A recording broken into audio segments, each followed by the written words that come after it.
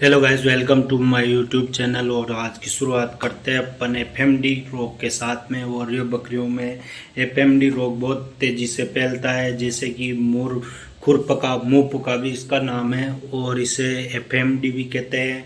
और ये बारिश के दिनों में बहुत फैलता है, बहुत खतरनाक जानलेवा होता है ये बारिश में। और इसकी ये तेज़ी से संक्रमण फैलता है, ये भी जीवाणु द्वारा होता है, और इसका वायरस होता है। तो इसका वायरस होता है पिकोना, और ये 7 जाति द्वारा फैलता है। तो इसकी 7 जातियाँ होती है, यानी कि 7 प्रकार होते। और अपने भारत में ये 3 प्रकार का होता है।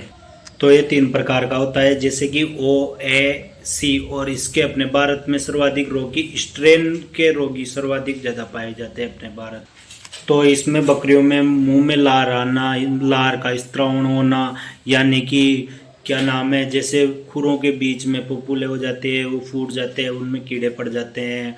और जैसे ही पशु अपने पैरों को खुर से चाटता है, तो खुर चाटने के बाद में वह लक्षण उसके मुंह में भी आ जाते हैं। और मुंह में आने के बाद में पशु को बचाना बहुत मुश्किल हो जाता है। समय रहते हुए इसको उपचार करना चाहिए। और ये अभी चौमासे के टाइम में, यानी कि बारिश के टाइम में अधिक फैलता है। और ये बकरियों के लिए बहुत दुख दर्द है। और इसमें बुखार भी बहुत तेज आता है, जैसे 105 फ़ारेनहाइट से 106 डिग्री फ़ारेनहाइट तक इसका तापमान चला जाता है। बकरी को बहुत तेज बुखार आता है।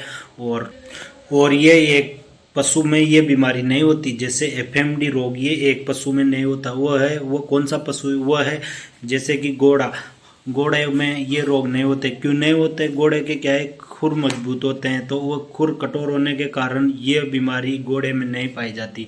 और घोड़े में होती भी नहीं है ये बीमारी एफएमडी खुरपका। ये बकरियों के में अधिकतर होती है, जैसे बकरी भेड़, इनमें ज़्यादा होती है इन पशुओं में, क्योंकि ये पशु के खुर अभी जैसे चौमासे में बारिश के टाइम में, जैसे बरसात में कहीं बाहर जाती है बकरियां घूमने चरने फिरने, तो इनके बाहर जाने से इनके खुर क्या है नरम हो जाते हैं, और पानी में गलने लग जाते हैं, कहीं खरोच आने लग जाती है। उसके द्वारा इसके जीवाणु इसमें स्थापित हो जाते हैं, और जीवाणु आने के बाद में ये बीमारी चालू होती है। जैसे कि बकरियों में रोग की शुरुआत खुर के मध्य का भाग जो होता है, उससे ये बीमारी शुरुआत होती है। जो फर्स्ट में शुरुआत होती है वो खुर के मध्य भाग से होती है बकरियों में।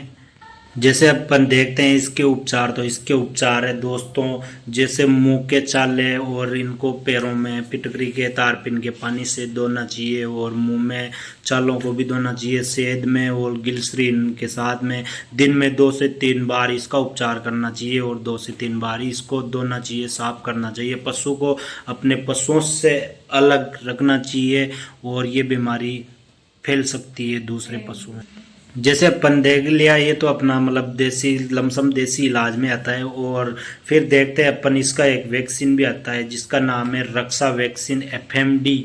उसको 2 से 3 ईमेल देते हैं पशु को। और इसका टीकाकरण अगस्त सितंबर में फरवरी मार्च में करते हैं इसका टीकाकरण। और इसके लक्षण है, जैसे पशु के खुर में घाव हो जाता है तो पशु लंगड़ा कर चलता है। तो अपन ऐसे किसान आदमी तो अपन ऐसे पहचान लेते हैं, लेकिन किसान आदमी ये नहीं पहचान पाता कि इसके एफएमडी रोग हुआ है या क्या हुआ है। वो सोचता है कहीं लग गई होगी, क्या चोट आ गई होगी, या कुछ कारण लंगड़ा रहा होगा। तो मतलब वो इतना पहचान नहीं पाता। तो उसके लिए यही लक्षण है कि पशु के जो खुर का मध्य भाग होता है उसमें छोटी गांठ जैसा हो जाता है, और उसमें एफएमडी के लक्षण दिखाई देते हैं। जैसे ही वो फूटता है उससे कीड़े निकलते हैं, पिसू निकलते हैं जो छोटे छोटे। वह जैसे खुर को मुंह से चाटता है तो उसके मुंह में भी ये बीमारी जाने की संभावना होती है और बढ़ जाती है लमसम।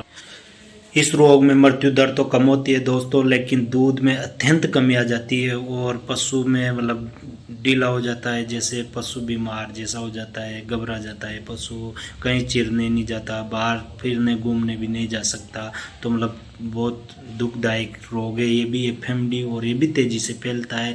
हेलो दोस्तों, मिलते हैं नए ब्लॉग के साथ में। और तब तक आप मेरे साथ बने रहे। और मैं हर एक बकरी की हर एक जानकारी, जैसे बकरी भेड़ गाय भैंस सभी की जानकारी लाता रहूँगा ऐसे तो। लेकिन अपना पहला मकसद है जैसे बकरी, तो बकरी के लिए करते अपन देखते हैं सभी। थैंक यू, धन्यवाद। आप ब्लॉग में बने रहे और चैनल को सब्सक्राइब करें, और ज़्यादा से ज़्यादा मेरे ब्लॉग को देखें। थैंक यू, धन्यवाद। नए ब्लॉग के साथ में मिलते हैं।